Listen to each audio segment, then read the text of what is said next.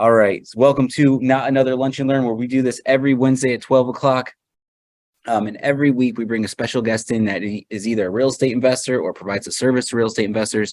So we have our special guest, Ted, here, which I'll bring on in a moment. But as always, I like to take a few minutes and just kind of like let you know, for the people that are new on Facebook or Instagram, just showing up, let you know a little bit about Azreia. We've been serving the real estate investment community here in Arizona for the last 20 years, from Southern Arizona to Northern Arizona. We provide networking opportunities, support, education, anything you need as a real estate investor. We have it here for you at Azreia. So if you're on social media, we're everywhere: Instagram, TikTok, Facebook, YouTube. Check us out. And I will get this started. So our Phoenix monthly meeting is the second Monday of every month. It's coming up February 13th in person. That's the only meeting we do at the venue 8600. So that meeting is the educational topic that month is flipping in a changing market with Tracy Roy. So we're going to be talking about fixing and flipping. We're going to do our market update. We're going to have our trade show. So as always, it's a great event. So see you the second Monday, February 13th. Make sure to pre-register to avoid any lines. Then we head down the next day. We do the same show down in Tucson, February 14th. Tracy will be with us talking about fixing and flipping as well. And the fourth Tuesday of every month, we do the Phoenix Real Estate Club here in the Central Phoenix office. So we talk about your deals. We have a lot of power networking, have and want session, and a nice discussion on the market. It was a great turnout. We had just about 60 people last night. So you definitely missed out if you weren't there. So also, we have our subgroups. So outside of our main meeting in the Phoenix Real Estate Club, we have subgroups that are reoccurring every month. We pretty much have a group for almost every investment strategy: fixing, flipping, multifamily, notes, buy and hold, beginners group, you name it. We even have a new group in Bisbee, Arizona. We have Prescott, we have Tucson. So just go to azreia.org/calendar to see what is coming up when you're ready to get out and network. Also, if you want to network online outside of in person, we have our forums are up. We have a lot of different topics. You could just have discussions about real estate with other Arizona real estate investors. We also, if you're a member, you get to access the haves and wants, and also the property posting section where you can buy off-market deals and sell off-market deals.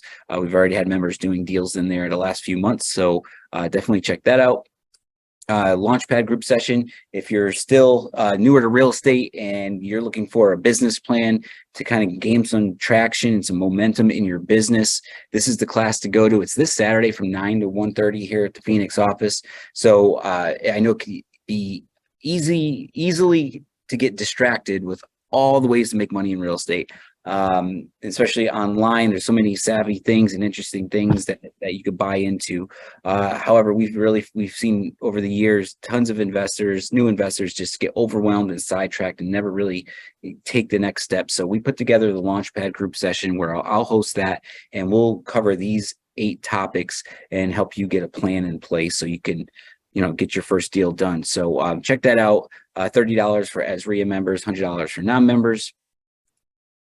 Then we have the fix and flip training and bus tour. Like we said, Tracy's going to be with us on Monday and Tuesday on meeting week. And then that following Saturday, all day from 8 to 5, we're going to be hanging out with Tracy.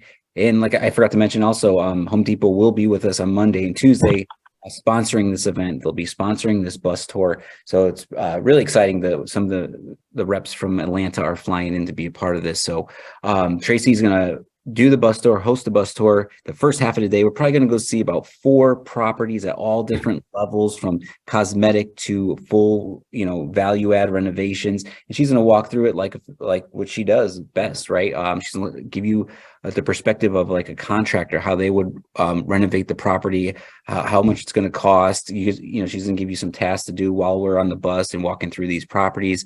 Then we're going to come back to the Azreia office. We're going to have lunch for you, and then we're going to spend the last half of the day going over those properties that we walked. So we're going to talk about the values of the properties, how much we would offer, the design aspect of it. So you're in Tracy's hands for the whole day. So it's going to be a great experience. She's a well-known and respected fix and flipper here in Phoenix. So great opportunity. So Saturday, February 18th, we're limiting it to 2 buses. So that might be about 50 people, and we're already at 30 seats sold. So definitely pre-register for the fix and flip bus tour. Real estate without the bank. So if you're familiar with the infinite banking concept, you can leverage life insurance and be your own bank. So, I haven't done this personally, but I know a lot of people that are working on it. I am looking into it personally as well with Unbridled Wealth. But this is a great way to leverage life insurance. You still get the death benefits, but you could also lend yourself money, get a return, interest return on your money while it's in there. And then even if you pull it out, you can still get that interest and lend the money or invest into your fix and flips and earn more with that. So they'll be with us Saturday, February 3rd in Tucson in the evening. It's on our calendar. And then they'll be in the Phoenix office Saturday, February 4th from 10 to 2. That'll be $50 and you can sign up online. Azreia Show, we're on episode 61. We just interviewed my good friend, Ricky Morgan of the Flip Lab. All our podcasts are on all podcast platforms and YouTube to check them out. And Home Depot. So if you're a member of Azreia, you have access to one of the best discount programs in the country. And that's 2% cash back on all your purchases, 20% off all your liquids, and appliance and cabinet discounts. There's a lot to offer through Home Depot. So if you're flipping, you got turns on your rentals, you need to have this hooked up to your Home Depot or Azreia code hooked up to your Home Depot Pro account. House hacking. We just dropped our first book with Patrick Allen, which is one of our subgroup leaders in Tucson. He's a pro at house hacking, leveraging the bank, living in a unit. He bought a triplex, lived in one unit, put the other two, I think one is Airbnb and one long-term tenant. He's done that multiple times. He's great at it. So he wrote a book as to why you should be doing it and how it's the most affordable way to get involved in real estate. So you can buy this on Amazon, the digital or print version, or if you're at any of our meetings, we have the print version available. Yeah, love to support. All right, Azreia has 2 membership options. So if you like what you hear today, you like what you see, or you've been to our events, or you're new to the area and you're just going to be investing in real estate, it's a no-brainer to be part of Azreia. We have $125 a year is our first basic membership. With that one there, you would have to pay per subgroup that you go to, $5 for the subgroups, $10 for the Phoenix Real Estate Club and the monthly meetings. So if you're coming to about 10 or less meetings a year, that's the membership for you. And if you're going to be highly active, just going to everything, I recommend the 249 plus membership.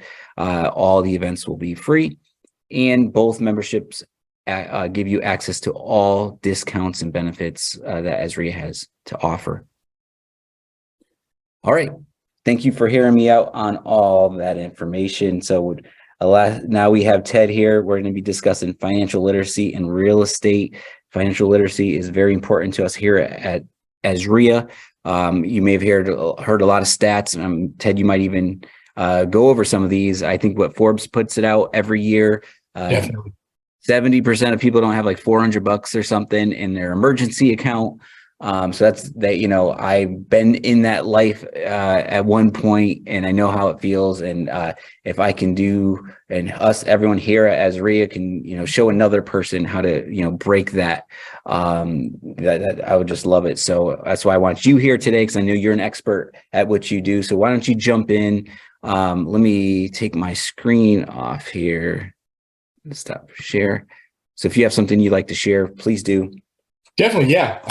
Thank you again, Michael. As mentioned, I know in private we met in an education setting. So Michael was educating us on different types of fix and flips out of state. My wife and I, we got to go to one of his events, formed into a great relationship. Consider him a great friend. So thank you again, Michael, for having me on. Thank you. A little bit about myself. My name is Azreia. I'm here locally, born and raised in the Valley. Father, I'm a husband.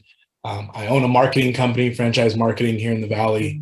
I'm a realtor with EXP. I joined about a year ago, and I'm a real estate investor for about 20 years now. So my goal today is to give you guys some financial tips, keep it at a high level, go over literacy, how it applies to real estate, and most importantly, how it applies in your life. So I smiled earlier, Michael, because of I started off with some of those statistics that you were mentioning. Let's do it. So I'll run them off real quick for you at home. 61% of Americans don't have enough savings to cover a $1,000 emergency. 80% of Americans are confused with wants and needs. This was all compiled pre-COVID and after COVID. The average credit card debt in America is about 6,270, so 6,270. That number has since grown. As you guys probably have seen on the news, we're at an all-time high as far as credit card debt. And only about 30% of Americans have a long-term financial plan.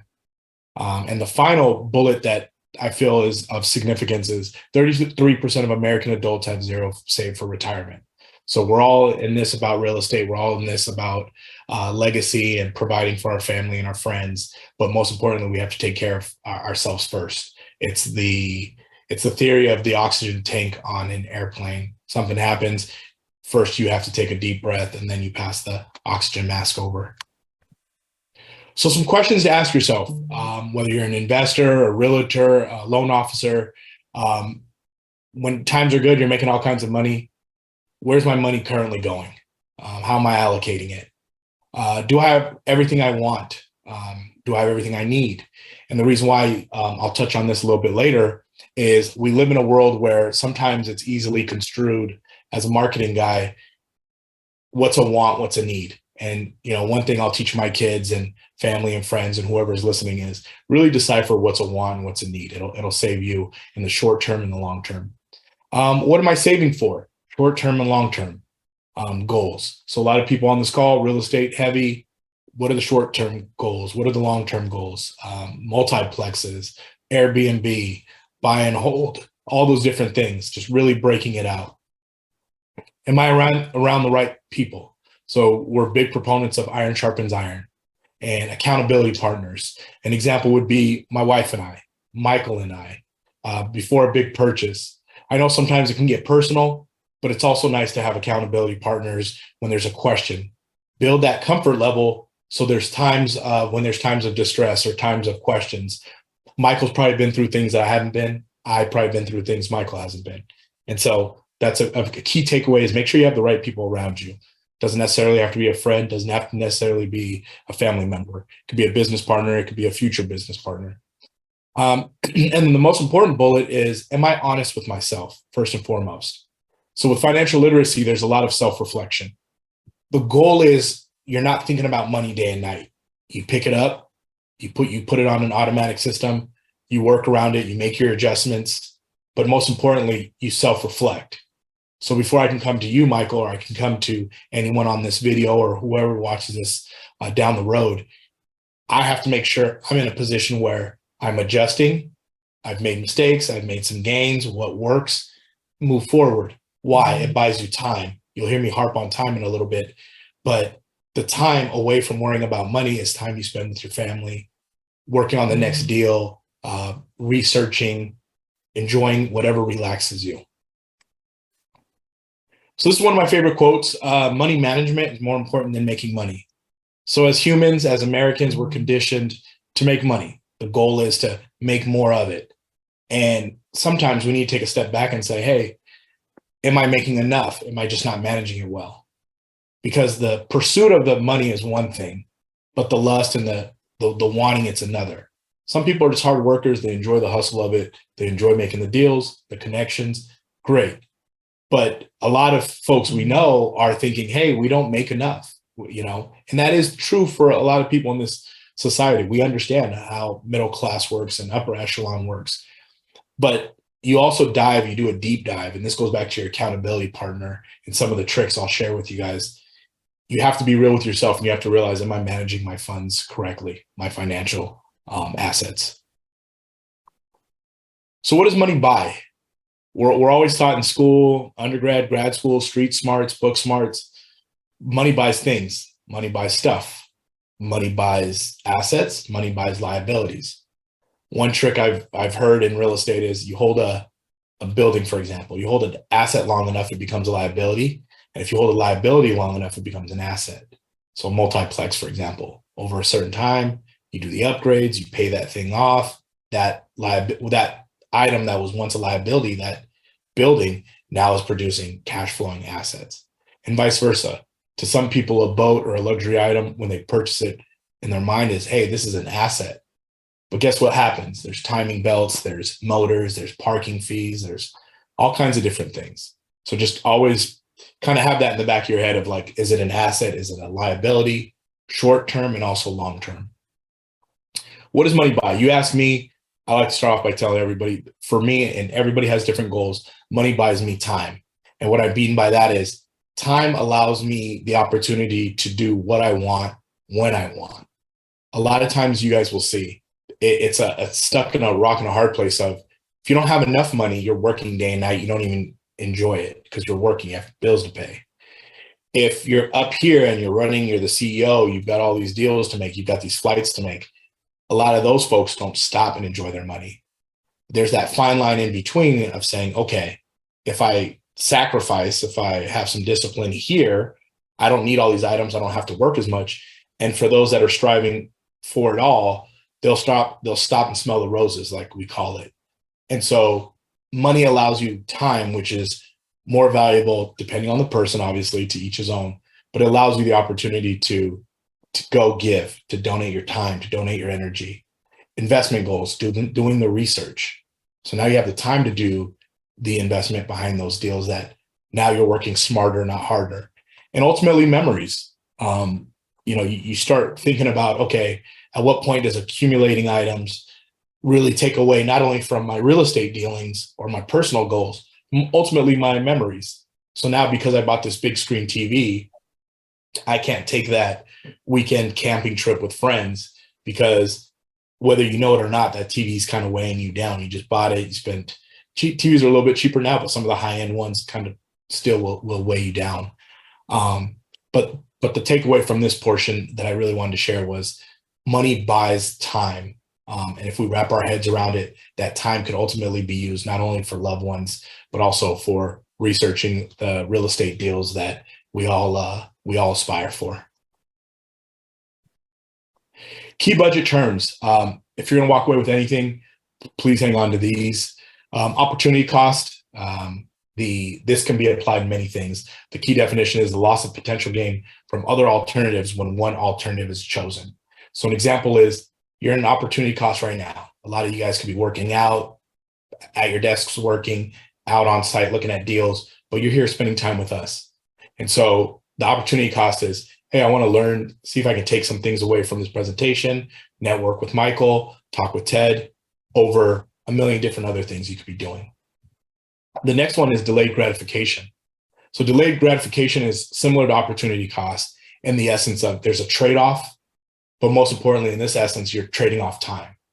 The trick here is a lot of times we want for things.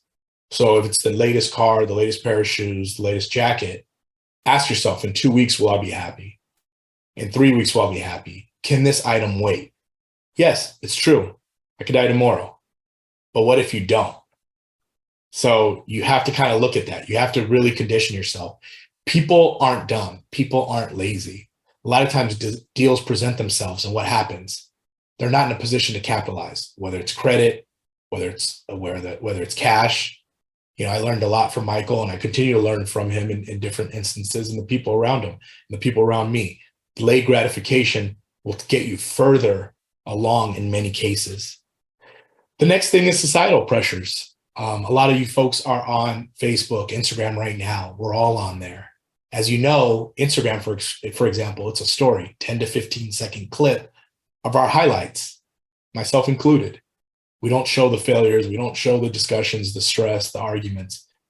Societal pressures in terms of finances, it weighs on different generations and different types of people differently. For some, it inspires them, but for others, they feel like, man, well, since Debbie has the new watch, I have to get it. I deserve it. I work hard. Since Simon has the latest gadgets for his real estate business with the iPhone and the iPad, I have to get it. Those kinds of pressures, be aware of. I like to say you can't heal what you don't reveal. So the first step is revealing what the issue is and then work towards healing it. And societal pressures at times does affect a lot of people, especially when it comes to real estate and finances. And finally, the perspective of reverse engineering. So reverse engineering, folks, is something that a lot of successful people do. The average person works hard, works forward towards a goal. I'm going to buy that piece of property, and these are the steps I need to do.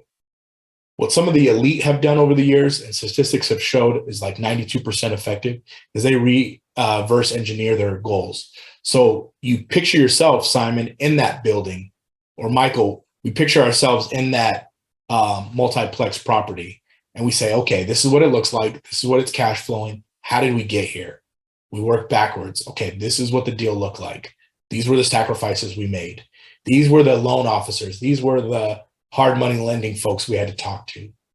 These were the mistakes we made along the way.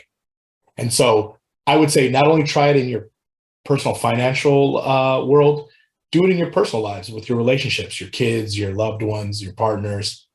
But reverse engineering works. And I can give you guys a million examples, but another one is, hey, I want to start an online store. Instead of working forward and making the mistakes along the way, have an idea what that store looks like. Right away, it's going to help you build a website. Right away, you're going to know what type of products you want to sell. Right away, you're going to know what platforms you really need to be on, because now you're shining, you have an idea, and kind of work backwards.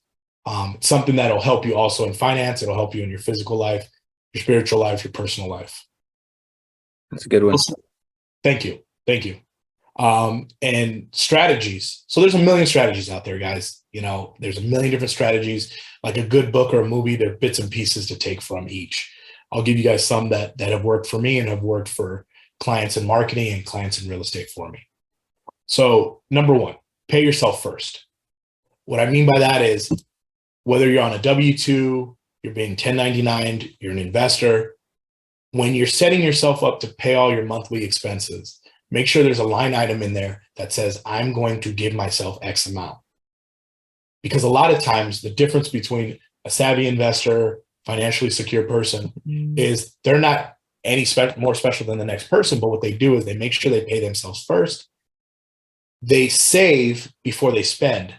Most people, what they do is they'll spend all the money, whatever's left over, you do what? You save it.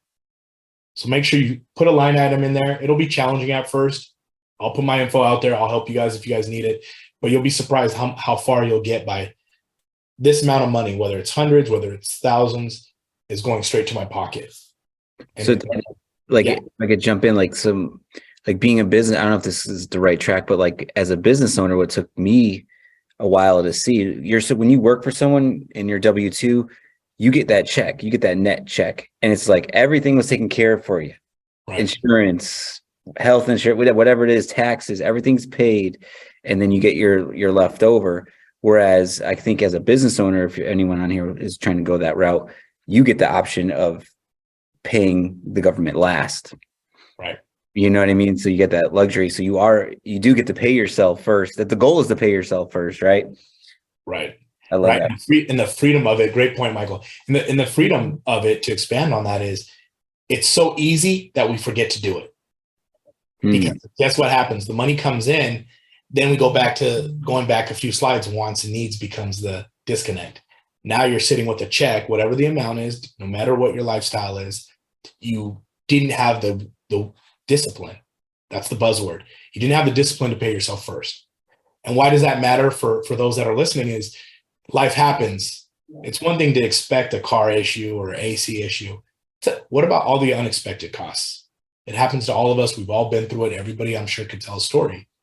And so just make sure, it's easier said than done. I understand it. But once you're doing it, it's just like baby steps with my kids. Taking the steps, once you get going, you're good to go. And you feel like you feel good, right? Like it's hard to pay yourself first because, like you said, you have all these what you're used to and trained to do. Plus, I got to pay this, I got to save that. But I think there's something about paying yourself and maybe going to buy something that you like, or to going with your family to that restaurant or whatever it is. It gives you that good feeling. And I think when you have more of those good feelings, you build confidence and you're willing to do it more. You know what I'm saying? I don't know. So yeah. You're 100% right. And letting you finish is what it does is it allows you to live life. Like I said early on, is get everything on autopilot as best you can. Trust me. I have kids. I have 2 young kids. I have a wife. I have family. I have people that rely on me. I have business partners. But at the same time, you don't want to always have to worry about money. Put everything as best you can so you can do the restaurants. You can go to the ball games. Personally, everybody that's probably watching that knows me knows I love ball games.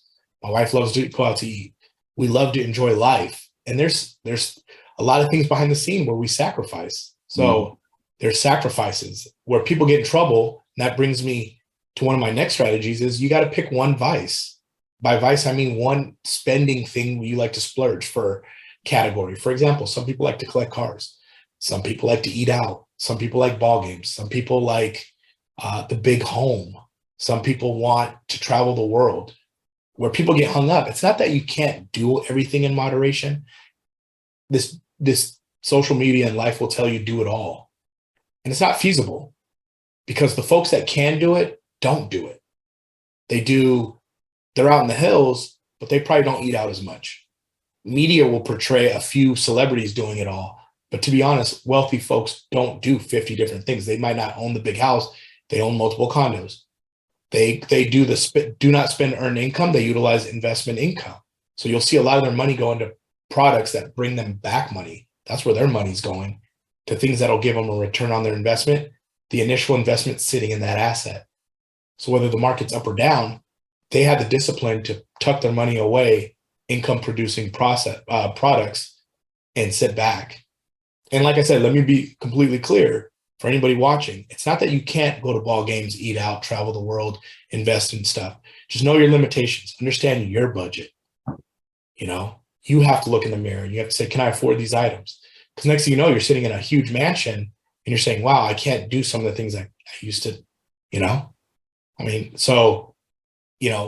last point I'll tell you guys is, and this all blends in together, is capitalize what you're great at. So we're conditioned again to have a 9-to-5 or have an investment business or some type of real estate driven income producing lifestyle. Well, it doesn't necessarily mean we can't capitalize on other strengths that we have. I like to tell students and family and friends is it's okay to have a career job and a hustle per se. So your career could be this, your 9-to-5. Your job could be something you're very passionate about that brings you additional income. And the hustle is the hustle. It's just that. It's stuff you can flip. It's events. It's managing. It's consulting. We're all, I believe we all have, God-given talent. Do we always use it? No, because there's might not be the platform or we might not have the right timing. But that could be your consulting business. So we're always talking about all the expenses we have or all the income we're bringing in. Sometimes it's not a bad thing to diversify. COVID's a good example where we're trapped in the house. Some people weren't getting a check. Some people were. It allowed people to pursue online podcasts, online stores. And then you saw that trajectory go up. So from a financial standpoint, even in a slower, calmer market balancing out, there's still opportunity to maybe be an inspector while you're a realtor, while you're studying to be a realtor. So you could have that trade-off. Maybe you want to switch careers and the job might be down the road, be a loan officer. These are all the things that you want to weigh in your mind. The last item is just start. Don't be worried. Simon, Debbie, I know my wife's watching. She hears this a lot. Just fall forward and fall fast. Stay positive. We every deal doesn't go through. Michael can tell you. And people ask me all the time, Ted, why are you so passionate about financial literacy? Number one, a lot of us taught ourselves the long way. I'm just trying to cut the time in half for the younger generation or like-minded adults. And then number two, some of these deals are huge. So we need good people to do deals with. Michael's amazing. I'm blessed to consider him a great person in my circle, my wife. And it's like iron sharpens iron. But most importantly, just start. Love it. Yep. And then thank you. And what changes can I make? So I'll speed it up here. How have I developed a strong budget? Self said. Where can I cut? That's the self-reflection. When it's quiet at the house, look at your budget. Where can I cut? Am I using all the subscriptions? Am I eating out too much? Only you can tell with your own budget. How can I make everything automatic? There's a lot of apps. There's a lot of different things that allow you to make things automatic as far as your paycheck comes in or your business deal close. What percentage am I going to give? And I'll give you guys an example of a breakout that works. And then I touched on this earlier. It's really important. Do I have an accountability partner? ideal world, guys, it would be your significant other. But then again, even if it's somebody that you don't know, sometimes even that's easier. You just say, hey, are you doing okay? How are the expenses? Are you balancing? Are you doing all right? It doesn't mean you're fringing on that person's personal space. Just you're showing that empathy, that you genuinely care, because that person most likely could be a business partner one day. So this is a budget. This is a really good budget. Please take note if it works for you. It's a 50-30-20 budget. 50% of your income goes to needs. I'll break that down in the next slide. 20% goes to savings and debt repayment, also investing. And then 30% goes to wants. Now, as you move up in income brackets, what you learn is the needs come down. So 50% becomes 40 or 35. The wants comes down to about 20, because at that point in your life, you've traveled a lot, you've had a lot of things, you start learning the importance of renting over buying certain experiences. By that, I mean maybe a snowmobile or a quad that might never get used, or a boat that might not get ever used. And then you'll see if we bring needs down to 40, we bring wants down to 20, that leaves us what? Savings and debt repayment turns into, instead of 20%, becomes 40%. And so this next slide will give you guys an idea. The needs, as you guys can see, are the everyday needs: housing, food, utilities, healthcare, insurance. Savings, emergencies, obviously liquid savings, 401k, and your investments. And then wants, every day. We all have wants: personal care, entertainment, hobbies, subscriptions, gym, Netflix, Hulu, all those great things. So Debbie, Simon, Mike, everyone watching this, where we have to get cognizant and be real self-aware is understanding and having the discipline of, can I reduce some of the needs? Over time, your housing might get lower depending on rates, depending on how much debt you paid off. Your food, does every meal have to be eaten out? Of course not. And then you look at your wants. I like to work with people, Michael, when I'm working one-on-one, I just say, look, let's go straight to your wants. Because it's not even like, Michael, it's not even, cognizant. The one-on-one, I just say, are you using all the subscriptions right off the bat? That saves some money. That's money that can go into a deal. That's money that can go into your own pocket for your kids. And then I ask you, okay, personal care, yeah, you deserve a lot of great things. Are we overdoing it? Is it in moderation? So, and remember, this 50-30-20 is just a start. You can tweak it. Everybody's budget is different. And this goes back to your accountability partner and picking up the phone and saying, hey, Ted, hey, Mike, hey, Eddie, is this correct? And then getting to the end here, perspective, principles in life. I touched on this throughout: discipline, utilizing faith in yourself. When I say faith, I said, of course, a higher power, and then ultimately yourself as well. Just saying, look, I have faith in myself. I have trust in myself. Avoiding distraction. That's huge. It happens to all of us, whether in your teens, 20s, 30s, 40s, 50s, closer, in retirement. Just do your best to stay conditioned, to have tunnel vision. It's okay to stop. It's okay to look around. But at that point, when you look around, you're going to have like-minded people around you. So it's always going to be a learning experience. It's going to be fun. You're going to talk about sports and life and going out, but you're also going to have, iron coming back that's sharpening you. Avoid anything that takes you off course. If you're watching this and you know me, I'm big on this, especially after I had kids. My kids are 2 and 10 months. And at that point, it clicked before, but it really clicked, where I want to be around people that I would want my kids to be around. And it's pretty deep to a certain degree, because you're telling people, look, I want to be around really great individuals who are genuine, that are caring, empathetic, that take care of themselves, that look out for other people. And so don't waver on that. If you can waver on a lot of things with finances and real estate, but stay focused as far as distraction. And dedication. So dedication, Michael, you're a perfect example. You put out so much material that I watch, that I go back in the middle of the night and watch when my kids are asleep. I put my headphones on. The excuse of, I didn't know, I don't come from money, that's all of us for the most part. And even if we did, there's a lot of people that are still making the mistake. Be self-taught. You have YouTube, consider the source. You have YouTube, you have Google, you have each other. Do the homework, be self-taught. It's not always going to just be out there for you to learn, although we're getting there. But I want, if you're really serious about financial literacy, putting your life on autopilot as best you can, go through the trial and error, stay humble, stay hardworking, and just be dedicated. It's a process. It's the whole marathon mantra. This is a quote I just made up a while back, but goes back to focus and discipline. Everyone's trying to keep up with the Joneses, but don't realize the Joneses, for all you know, are up to their eyeballs in what? What does that say, Mike? Good old debt. Good old debt. And then obviously there's good debt, there's bad debt. Mm-hmm. Real estate, there's great debt that you can get at low interest that you can use to invest. I'm sure a lot of you guys understand. For the sake of this topic, I'm talking about the bad debt, the buying the materialism, buying things you don't need, not knowing your interest rate, not knowing how to maneuver, how to pay it off, how to snowball the debt away. But this is important because we all have people in our lives, past, present, or future, where you're like, how is this person affording all that? And you're not prying and you're not trying to judge, but you're saying this doesn't add up. There's the good old credit card. There's good old debt. There's good old hard money loans or home equity lines of credit where people are pulling from their house rather than to reinvest or buying, the materialistic stuff. So just keep that in the back of your head.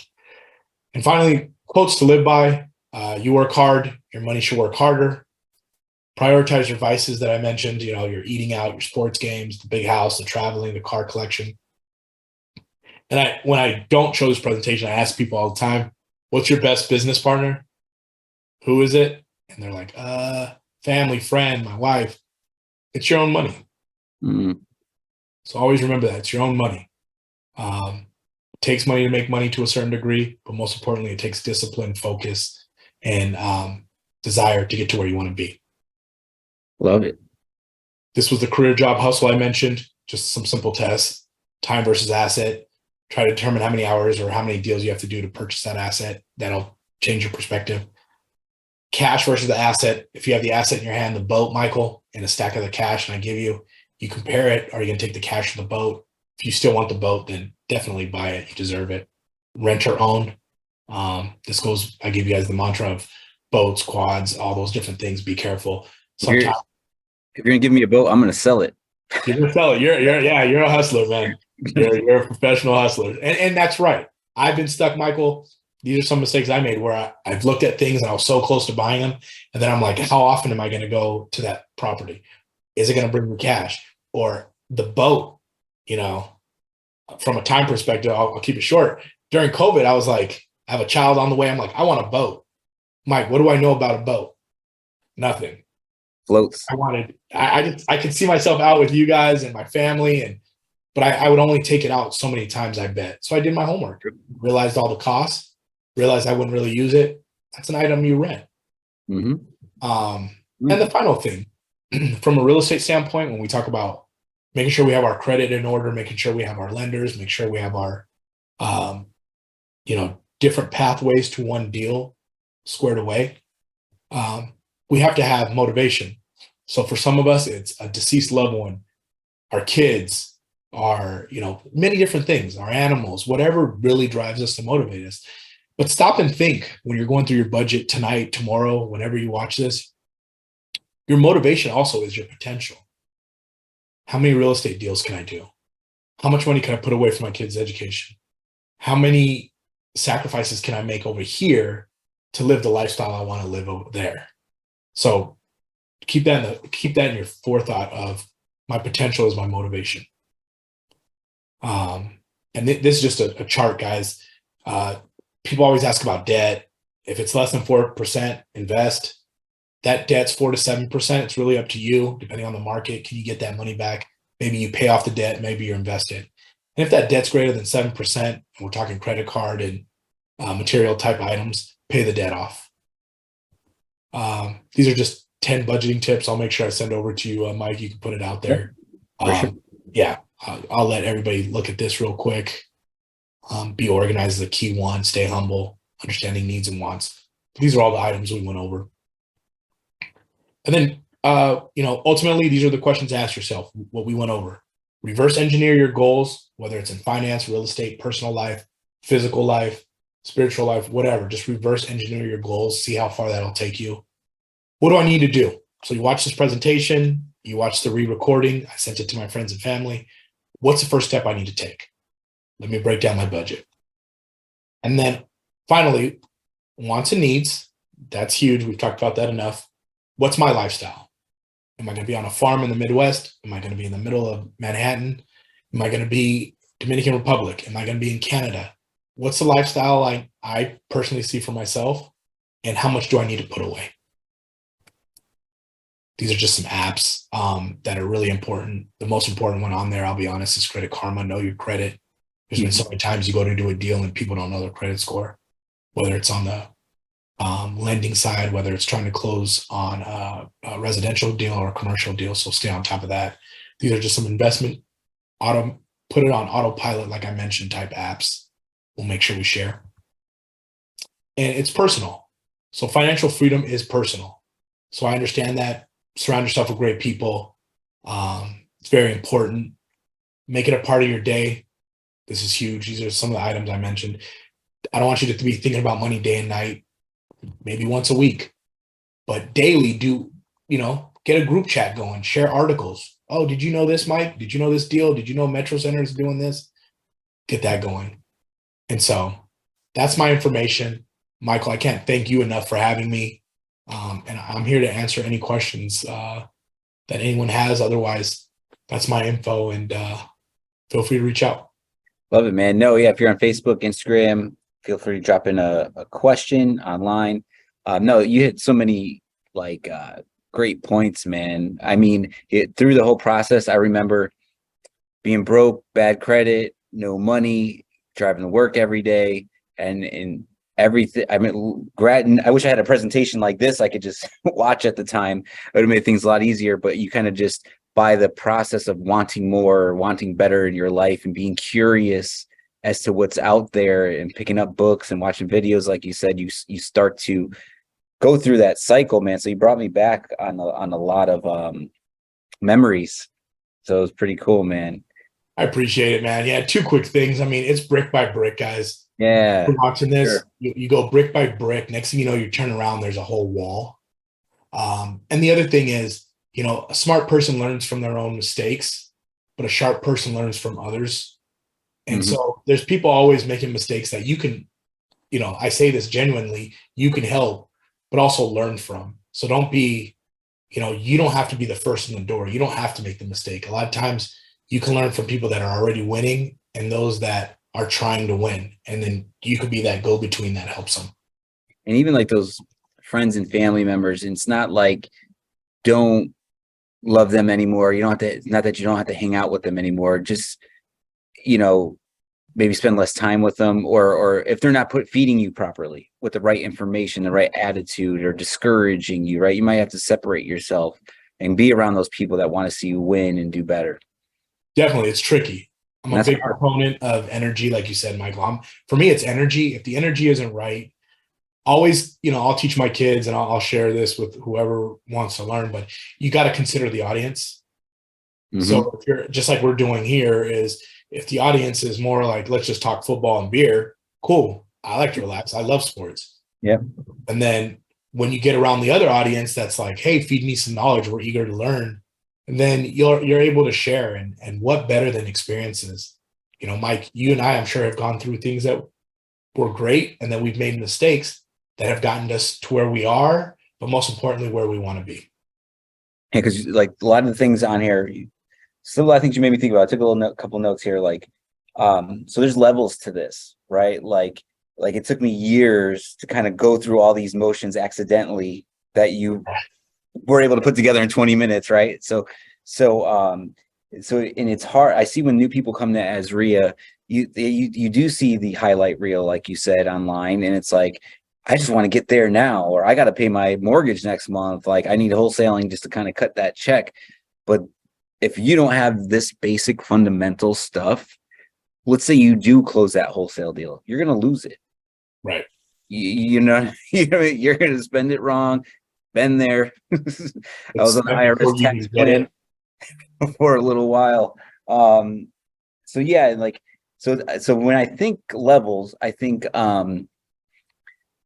Susie Orman, right? Like if you're just like no healthy spending habits at all, she's like, don't buy the phone, she yells at you. Like first you got to go there, then you could like move up to Dave Ramsey, right? Like pay everything off, all your mistakes, get like be knowledgeable with your money, be responsible, and then you can go to Robert Kiyosaki and then leverage the proper debt, and now you have smarts on how to control your money and everything.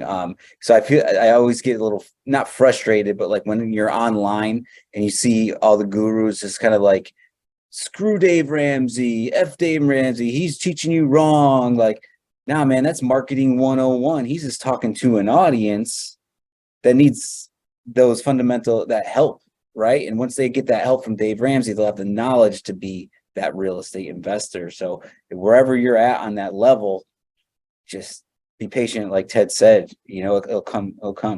And you nailed it. I mean, look, let's be honest. Financial literacy isn't sexy. What comes from it is, right? So now when there's a deal, everybody's going to watch this. I mean, it's a busy day. Everybody's at work. But for those that watch this, they're going to say, oh, okay, well, the financial literacy part might not be that attractive. But guess what? What comes from being disciplined when the deals present themselves in an ever-changing market? You had the bandwidth, you had the knowledge. And I tell people all the time, I'm like, look, learn it once, learn it right. Learn as you go, make your mistakes, fall forward. But a lot of times you shouldn't even have to make those mistakes. Understand the simple principles that I just went over. I'm human. I make mistakes to this day. But it's also one of those things where I can pick up the phone and say, Mike, I haven't seen you in a while, but what do you think if I made this move? And then you're going to see things that I don't see. I'll talk to my wife. My wife will see sides and things that maybe I haven't seen. So don't be afraid. We live in this world at times where we only want to show our highlight reels. I don't mind showing, because it sounds cliche, but it's cliche for a reason. You're not losing, you're learning. So deals pass themselves up. And so, yeah, I mean, I had my information up. I'm here to help. I'm serious about this because, as you know, Michael, there's deals that come that are just not just so much big and dollar size, but where it'd be nice to have people to share some of the reward and risk with. But what hurts me the most is when people say I don't have it or I'm not in a position, and you're like, but your lifestyle on social media doesn't reflect that. Yeah, that's so true, man. Good stuff, man. I do want to continue this conversation here at Azreia with you with the financial literacy, maybe some type of class or training, something maybe get host online or here in person. It really excites me, man, because just those fundamental things. I know you had to breeze through it, but like just getting your credit right, how much better you feel. Yeah. Like, I mean, when you walk into somewhere and you're like, and you could just get a better interest rate, or you could buy something you thought you never can buy because they like your credit score. Like, and it's just a game.